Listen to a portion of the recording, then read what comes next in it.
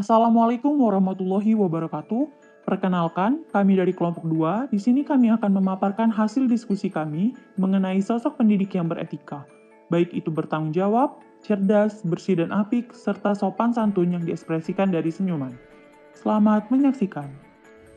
Assalamualaikum warahmatullahi wabarakatuh. Perkenalkan saya Nadari dengan NIM 0603 1181 92 4005. Di sini saya akan menjelaskan materi tentang sosok guru yang bertanggung jawab.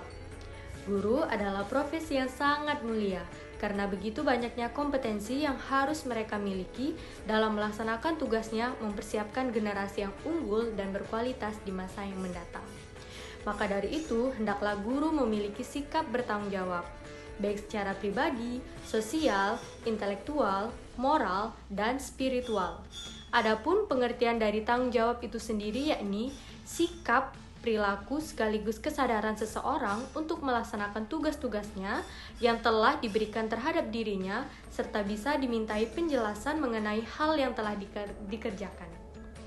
Adapun tanggung jawab guru dalam bidang pendidikan meliputi penguasaan terhadap materi dan cara pengajaran yang efektif, di mana guru harus bisa menjadi model bagi peserta didik, bisa memberi nasihat, penguasaan teknik mengajar, serta dapat melaksanakan evaluasi pembelajaran.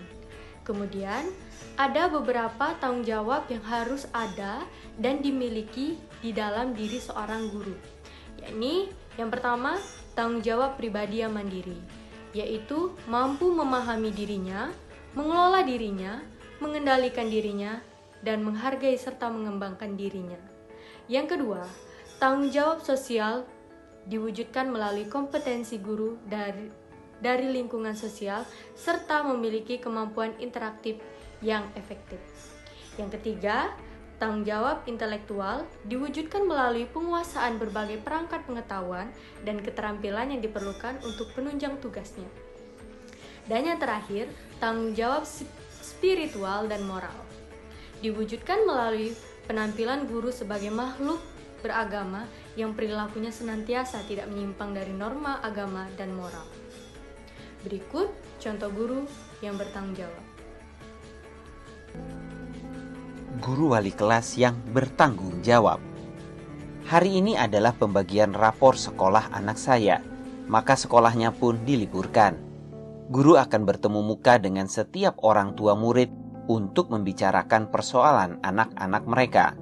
Yang paling berkesan bagi saya adalah pertemuan pertama dengan Ibu Debbie, wali guru kelas 5 anak perempuan saya, Nida. Ketika giliran saya, Ibu Guru Debbie memuji-muji anak perempuan saya. Wah Pak, putri Bapak Nida sangat pintar, berbakat. Dia juga selalu mendapat nilai terbaik. Dan sepertinya dia tidak mengizinkan satu pun nilai di bawah A. Dia juga suka membantu temannya yang kesulitan belajar. Hati saya berbunga, dan memang saya sangat bangga sekali dengan putri saya. Namun, topik pembicaraannya segera berubah. Dia berkata, Tapi setelah Nida menjadi murid terbaik, ada satu hal yang saya khawatirkan. Andai kata pada suatu hari di dalam buku rapornya sudah tidak begitu indah lagi. Katakanlah ada satu atau bahkan beberapa nilai B di dalam rapornya. Apakah Nida bisa menanggulangi masalah itu?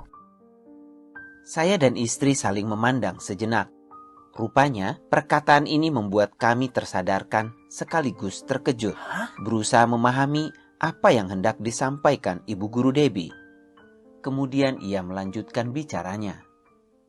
Sebetulnya anak perempuan saya, Christina, dulu pernah menjadi murid terbaik. Setiap mata pelajarannya selalu dapat A. Tapi setelah dia naik ke SMA, karena mata pelajarannya semakin sulit, maka di dalam rapornya ada beberapa nilai B. Christina tidak bisa menerima kenyataan nilainya tidak semuanya A. Dan dia bukan lagi yang terbaik. Karena itu dia mengupayakan dengan segala cara untuk menjadi yang terbaik. Salah satu cara yang ditempuh adalah belajar keras berlebihan, sehingga lupa makan dan istirahat. Akibatnya, tentunya Anda sudah tahu, gadis saya hampir saja kehilangan nyawanya karena kelelahan dan beban psikologis yang sangat berat. Saya hampir saja terlambat, tapi Tuhan masih berbelas kasih pada saya. Gadis remaja saya selamat, dan untuk kesembuhannya, saya butuh berbulan-bulan mendukungnya. Ada hal yang lebih penting dari sekedar nilai A, yaitu Christina mampu mengatasi persoalan hidup. Ini jauh lebih penting daripada nilai A. Kemudian ia melanjutkan lagi. Saya menceritakan kisah ini kepada Anda supaya mencegah peristiwa ini jangan sampai terulang lagi. Saya menyayangi Nida sama seperti saya menyayangi anak saya sendiri. Harapan saya yang terbesar, Nida tumbuh dengan sehat, baik jiwa dan raganya. Jika ini terjadi, itu adalah kebahagiaan saya sebagai seorang pendidik. Saya memahami apa maksud dari cerita Ibu Guru Debbie. Sejujurnya, tidak terpikirkan bahwa terlalu membanggakan anak bisa berdampak buruk di kemudian hari. Terkilas saya pun menuntut Nida untuk selalu mendapatkan nilai terbaik tanpa memikirkan dampak ke depannya. Sesampainya di rumah, saya disambut Nida dan dengan antusias dia bertanya, Ayah, bagaimana dengan nilai rapor saya, Ayah? Saya tersenyum dan memeluknya sambil berkata, Nilaimu bagus, nak. Tapi ayah lebih bangga karena hatimu yang baik. Ibu Guru Debbie mengatakan kamu suka membantu temanmu yang kesulitan belajar. Terima kasih, nak, sudah menjadi anak ayah yang baik.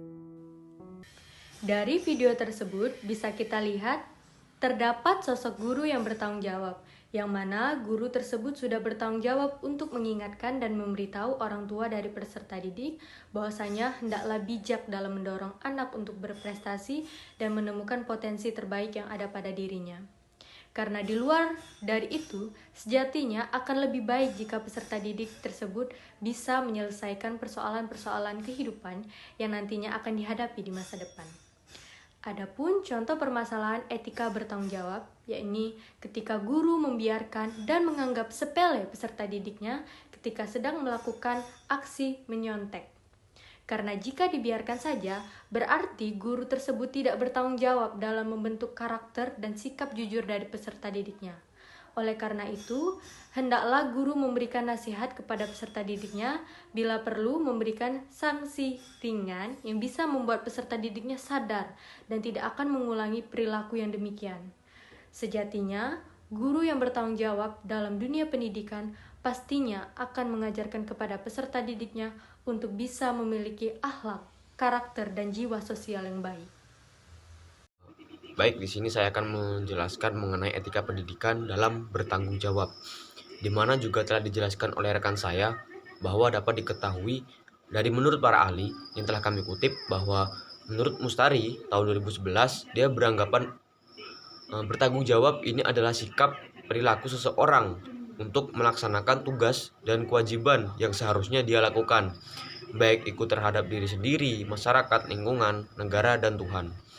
Dimana juga menurut Mujiono tahun 2012 dia beranggapan bahwa bertanggung jawab ini adalah sikap yang berkaitan dengan janji atau tuntunan terhadap hak, tugas, kewajiban sesuai dengan aturan, nilai, norma, adat istiadat yang dianut warga masyarakat dan menurut para ahli lainnya, sehingga dapat kami simpulkan bahwa bertanggung jawab ini adalah sikap perilaku sekaligus kesadaran seseorang untuk melaksanakan tugas-tugasnya yang telah diberikan terhadap diri sendiri dan bisa dimintai penjelasan mengenai hal yang telah dikerjakan dan dilakukan.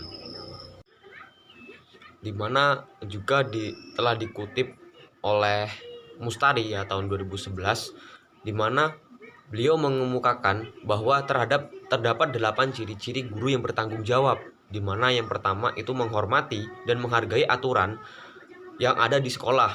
Yang kedua itu bersikap tegas kepada peserta didik yang melakukan kenakalan. Di mana yang ketiga rajin memberikan apresiasi kepada seluruh peserta didik. Di mana yang keempat itu mampu berkomunikasi dengan baik kepada siapa saja. Yang kelima ini memiliki komitmen untuk menyelesaikan tugas-tugas yang diberikan. Dan yang keenam itu memilih jalan yang benar. Yang ketujuh, berani menanggung resiko dari semua hal yang diperbuat. Di mana yang kedelapan, yang terakhir, ini adalah berani meminta maaf dan menanggung beban atas kesalahan yang telah dilakukan dan tidak mengulangi kesalahan yang sama. Berikut ini saya sertakan video mengenai guru yang bertanggung jawab. Contoh dari guru bertanggung jawab.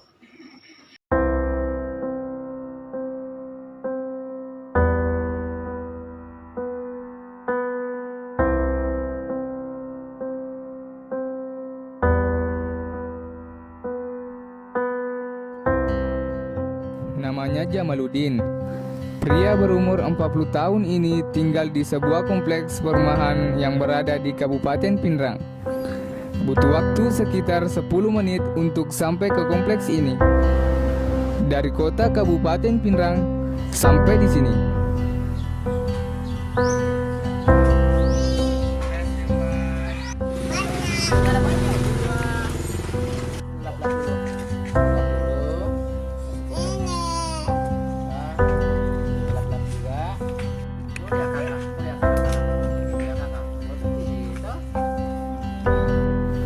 Beliau adalah salah satu guru di Sekolah Menengah Kejuruan Negeri 1 Pinrang.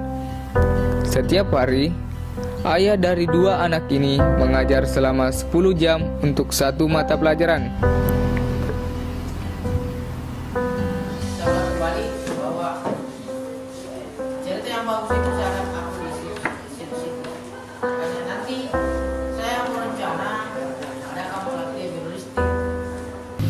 Saya ingin menjadi seorang guru karena dari kecil saya bercita-cita menjadi guru karena kedua orang tua saya backgroundnya adalah dasar sekolahnya tidak ada, makanya daripada itu saya ingin mencerdaskan bangsa Indonesia dengan memilih menjadi guru. Dan ketika saya tamat SMA, saya memilih salah satu perguruan tinggi, yaitu IKIP dulunya. Kemudian saya pindah ke Universitas Muhammadiyah Parepare dan saya mengambil jurusan bahasa Inggris. Oleh karena itu, jurusan bahasa Inggris itu adalah jurusan favorit saya untuk saya pakai mengajar di sekolah saya SMK Negeri 1 Pinrang.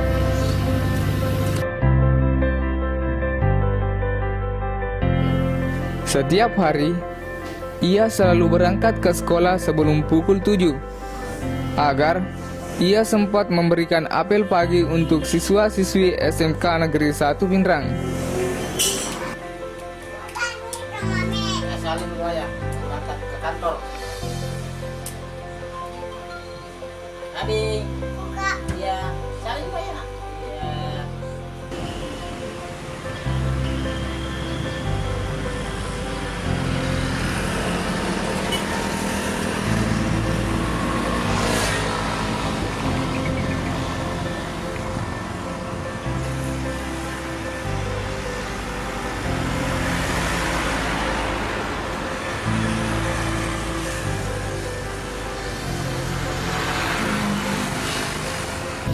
Saya menjadi guru honor di SMK 1 Pinrang pada saat saya masih semester 8 di Universitas Muhammadiyah Parepare.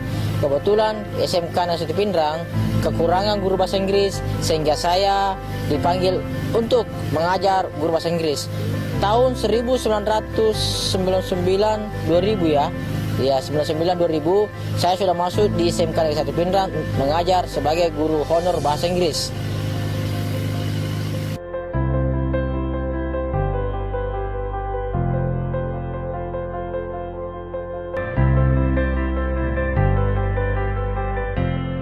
Walaupun dia sering mengalami kesulitan di saat mengajar karena siswa yang kurang memperhatikannya, ia tetap semangat untuk mendidik siswa-siswinya dan semangatnya tidak pernah pudar. Semua itu dilakukan karena panggilan jiwa dan kepeduliannya untuk menuntaskan kebodohan bagi siswa maupun siswi yang ada di sekolah ini khususnya. Pesan saya untuk siswa dulu ya. kepada anak-anak sekalian, khususnya SMK Negeri 1 Pindrang, jika Anda ingin meningkatkan keterampilan Anda di bidang studi, maka dari itu silakan Anda belajar. Kemudian silakan Anda juga bertanya kepada guru yang bersangkutan apabila ada mengalami masalah pada bidang studi tersebut.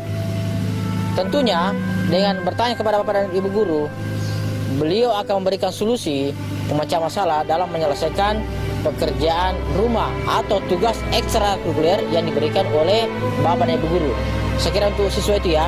Sedangkan untuk Bapak dan Ibu guru, untuk meningkatkan kompetensi guru, kreatif dan inovatif guru, Anda harus banyak membaca dan banyak menguasai teknologi. Dengan menguasai teknologi, Anda akan bisa menguasai juga dunia. Dengan teknologi kita bisa mengkombinasikan pembelajaran kita di kelas dengan teknologi, dengan literasi, dengan inovatif dan kreatif kita untuk pembelajaran kita ke depan. Karena dengan teknologi, dengan IT, kita bisa menggabungkan metode-metode pembelajaran yang lama menjadi yang baru, sehingga terjadilah kolaborasi yang bagus untuk sistem pembelajaran yang ada di beberapa sekolah, khususnya di SMK Negeri 1 Pindrang. Hingga saat ini, ia masih mengajar di SMK Negeri 1 Pindrang. Ia juga berharap agar generasi yang ia didik saat ini dapat menjadi pemimpin yang dapat mensejahterakan rakyat Indonesia.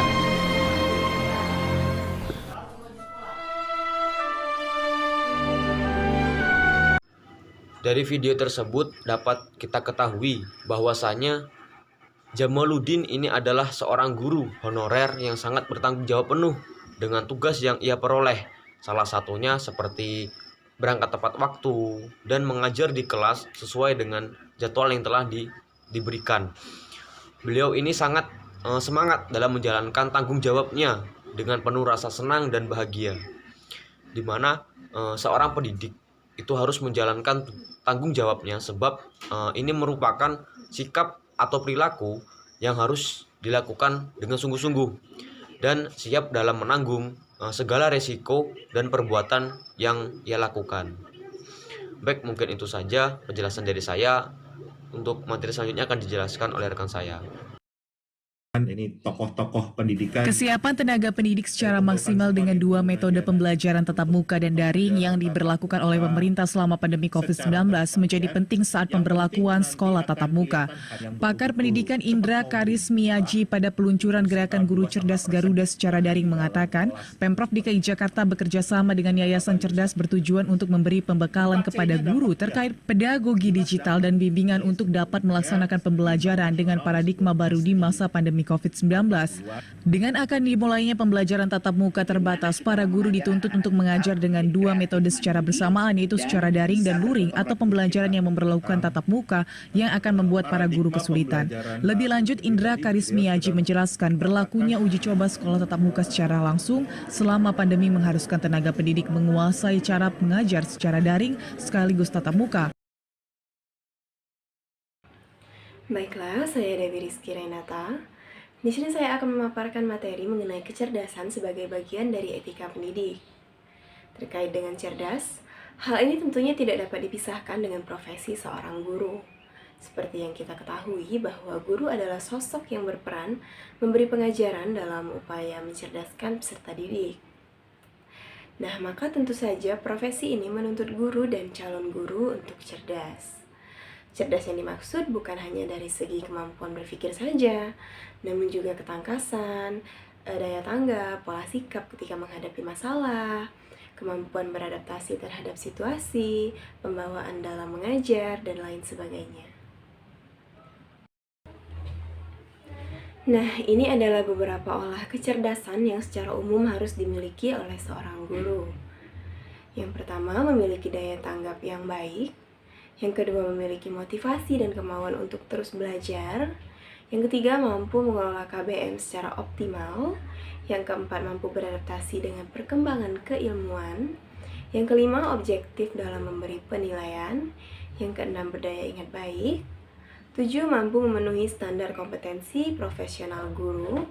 Yang kedelapan, mengindahkan norma serta sistem nilai yang berlaku. 9. Mampu bergaul secara efektif. Dan ke-10, tenang serta bijak dalam mengambil keputusan di berbagai situasi. Menurut pendapat ahli, secara holistik komprehensif, kompetensi-kompetensi tersebut wajib diaktualisasikan dalam melaksanakan tugas-tugasnya. Artinya, setiap guru wajib memiliki kecerdasan dan pengetahuan akademis yang luas, terus berupaya mengembangkan kompetensi dirinya, berkemampuan mengajar, mendidik menjadi model yang baik bagi lingkungan secara normatif sesuai dengan kaidah-kaidah teoritis dan yuridis yang berkaitan dengan tugasnya. Berikut kecerdasan yang harus dimiliki oleh seorang guru profesional menurut pendapat ahli. Yang pertama yaitu kecerdasan spiritual yang berkaitan dengan keadaan, di mana pendidik menumbuhkan dan memperkuat keimanan, ketakwaan, dan akhlak termasuk budi pekerti luhur dan berkepribadian unggul. Kemudian, kecerdasan emosional dan sosial yang biasanya diperoleh melalui olah rasa untuk meningkatkan aktivitas dan apresiasi akan suatu hal dan mengekspresikannya. Ketiga, yakni kecerdasan intelektual. Kecerdasan intelektual adalah istilah umum yang digunakan untuk menjelaskan sifat pikiran yang mencakup sejumlah kemampuan seperti kemampuan menalar, merencanakan, memecahkan masalah, berpikir abstrak, memahami gagasan, menggunakan bahasa, daya tangkap, dan belajar. Nah, dari beberapa jurnal yang saya baca, kecerdasan satu ini merupakan yang terpenting dimiliki di berbagai bidang, tidak hanya untuk guru sebagai seorang pendidik. Lalu ada kecerdasan kinestik yang berjenis kecerdasan majemuk. Kecerdasan ini merupakan kemampuan seseorang untuk menggunakan seluruh tubuh atau fisiknya untuk mengekspresikan ide dan perasaan serta keterampilan menggunakan tangan untuk mengubah atau menciptakan sesuatu.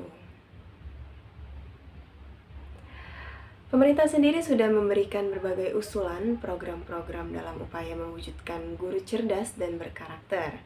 Berikut ulasan ringkas berupa video pelaksanaan di berbagai sekolah yang diperoleh melalui YouTube.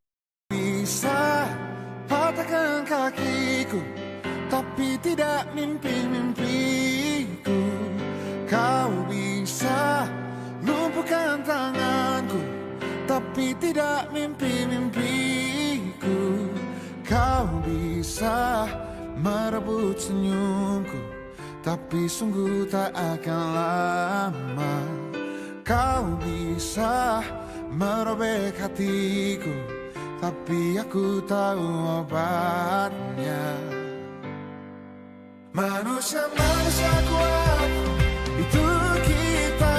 Jiwa-jiwa yang kuat, itu kita. Manusia kuat, itu kita. Jiwa-jiwa yang kuat, itu kita.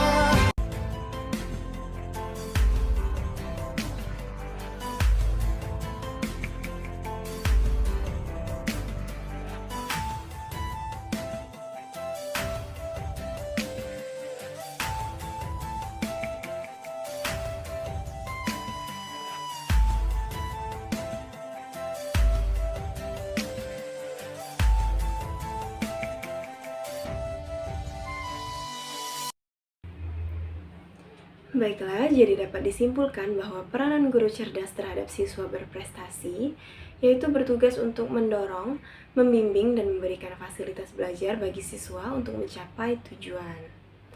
Guru memiliki peran penting untuk mengubah perilaku dan pemikiran peserta didik ke arah pencapaian tujuan pendidikan.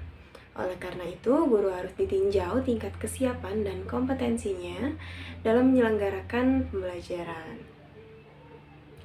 Di masa sekarang ini, keterampilan-keterampilan yang dimiliki oleh guru juga harus lebih ditingkatkan lagi.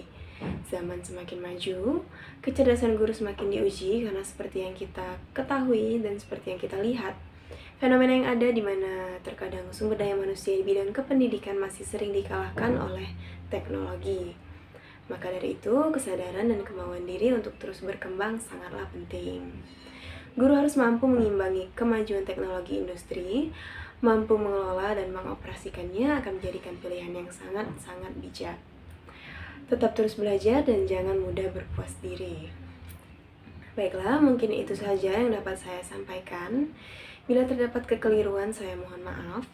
Materi berikutnya akan dilanjutkan oleh rekan saya. Terima kasih.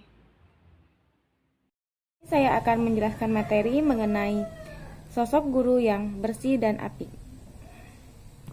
Tugas guru dinilai akan efektif bila memiliki derajat profesionalitas tertentu yang tercermin melalui kecakapan, kemahiran, keterampilan, dan kompetensi sejenisnya yang memenuhi standar mutu atau norma etik tertentu, khususnya keguruan. Oleh karena itu, dibutuhkan etika yang mendukung profesionalisme guru yang dikenal sebagai etika pendidikan. Bersih dan apik adalah salah satu etika yang harus dimiliki oleh seorang pendidik. Bersih memiliki arti terbebasnya dari sebuah kotoran. Nah, termasuk diantaranya debu, sampah, dan lain-lain sebagainya. Hal ini memiliki makna bahwa kebersihan menjadi salah satu hal yang paling penting untuk dimiliki oleh seorang pendidik. Pendidik adalah figur yang terdekat dengan peserta didik di dalam kelas. Menjadi contoh yang digugu dan ditiru. Digugu yang mengandung arti bahwa seorang guru harus bisa mempertanggungjawabkan setiap perbuatannya dan setiap perkataannya, ucapannya dan ditiru yang mengandung arti bahwa tingkah laku ataupun perbuatan yang dilakukan seorang guru adalah contoh yang akan ditiru oleh peserta didik. Untuk itu, pendidik yang bersih akan memberikan contoh yang baik pada peserta didik. Adapun tujuan dari melakukan hidup bersih ialah terciptanya sekolah yang bersih dan sehat sehingga siswa, guru, dan masyarakat lingkungan sekitar merasa nyaman dan aman dari penyakit, meningkatkan semangat proses belajar mengajar yang berdampak pada prestasi belajar siswa. Citra sekolah sebagai institusi pendidikan semakin meningkat sehingga mampu menarik minat orang tua. Nah, meningkatkan citra pemerintah daerah di bidang pendidikan menjadi percontohan sekolah sehat bagi daerah lain. Untuk menunjang keberhasilan proses pembelajaran, pendidik juga hendaknya memiliki etika apik dalam menjalankan tugasnya, mulai dari persiapan bahan ajar hingga proses evaluasi. Sebagai pengajar, guru bertanggung jawab atas perencanaan, pelaksanaan, dan evaluasi pembelajaran. Untuk merencanakan pembelajaran, guru harus memiliki pengetahuan dan keterampilan mendesain pembelajaran, menguasai model-model pembelajaran, dan mengambil keputusan-keputusan penting seperti penerapan pendekatan, strategi model, dan metode pembelajaran, penggunaan sumber dan media pembelajaran yang relevan agar pembelajaran menjadi lebih efektif.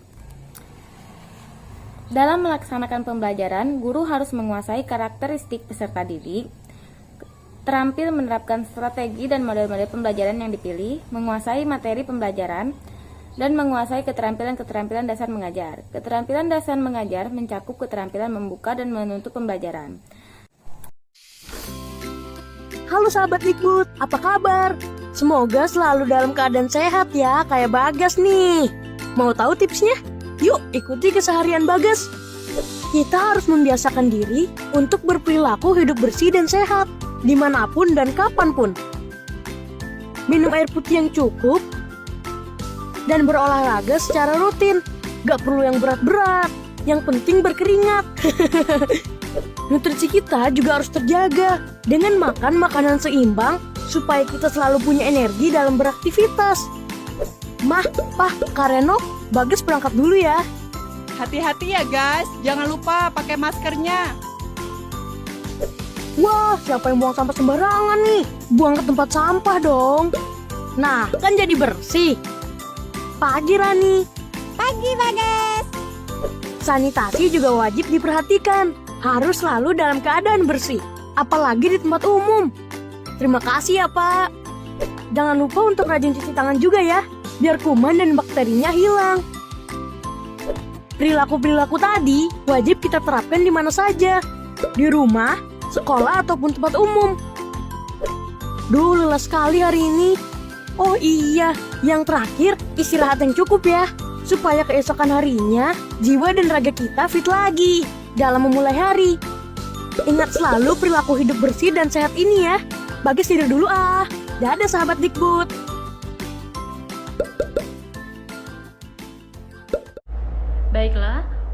etika selanjutnya yaitu sopan santun yang diekspresikan dari senyuman. Senyum adalah salah satu sikap yang mudah dilakukan tapi mulai hilang dalam kehidupan kita sehari-hari, tak kalah bertemu dengan orang lain. Senyum seringkali dilakukan pada orang akrab atau orang yang mempunyai relasi tertentu. Senyum adalah perbuatannya sepele kalau dilihat sepintas, tapi memberikan energi luar biasa kepada jiwa manusia. Senyum senantiasa selalu ada dan hendaknya menjadi tradisi di antara kita semua, khususnya pendidik, baik itu dosen ataupun guru, kepada anak didiknya dalam setiap kali bertemu tanpa pilih dan pilih, dan mengenal waktu dan tempat. Artinya, senyum tidak hanya dilemparkan kepada orang terdekat kita, atau senyum tidak hanya dilakukan di area seperti area belajar seperti sekolah atau kampus. Senyum dilakukan kepada dan dimanapun saja kita berpapasan atau bertemu dengan orang lain, khususnya pendidik kepada anak didik. Menurut Uji Ningsih, pembudayaan sikap sopan santun dengan senyuman dapat dilakukan di sekolah melalui program yang dibuat oleh sekolah untuk mendesain skenario sikap sopan santun. Yang pertama yaitu peran sekolah yang membiasakan sopan santun dan senyuman dapat dilakukan dengan memberikan contoh sikap sopan santun yang ditunjukkan oleh guru terlebih dahulu. Yang kedua, guru dapat selalu mengintegrasikan perilaku sopan santun dalam setiap mata pelajaran. Dapat ditarik kesimpulannya bahwa sopan santun adalah sikap yang menghormati orang lain dan mementingkan kepentingan orang lain. Sikap sopan santun sangat besar manfaatnya jika setiap warga bangsa ini memilikinya. Bangsa ini akan menjadi bangsa yang peduli sesama, tidak meremehkan, dan terjalinnya sikap saling menghormati.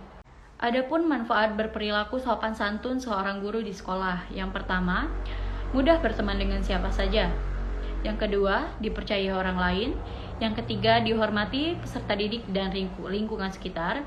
Yang keempat, disayang peserta didik dan lingkungan sekitar. Kelima, menjaga hubungan baik dengan guru lain dan peserta didik. Yang keenam, dipandang sebagai orang yang mempunyai perilaku baik. Berikut ini ada contoh video seorang guru yang memberikan sikap sopan dan santun yang diekspresikan dari senyuman kepada muridnya. Selamat menonton. Assalamualaikum. Waalaikumsalam. Oh, ada Mbak Naya, Mbak Sita. Ada apa, Mbak? Mohon maaf Ibu, jika diizinkan kami ingin bertemu dengan Ibu Kepala Sekolah. Oh, ya ada. Ibu Kepala Sekolah ada di dalam. Silakan sini.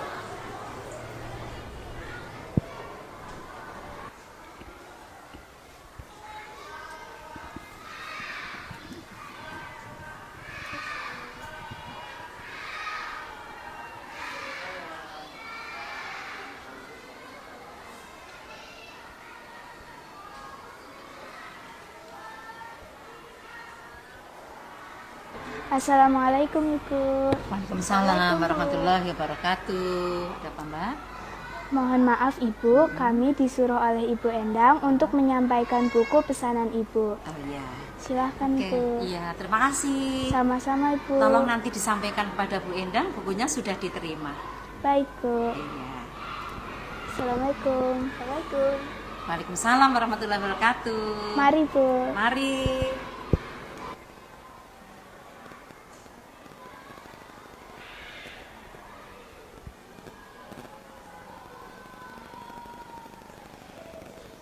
Terima kasih Ibu, kami sudah selesai. Kami mohon izin untuk kembali ke kelas. Oh, iya, silahkan kembali ke kelas lagi ya. Assalamualaikum. Waalaikumsalam warahmatullahi wabarakatuh.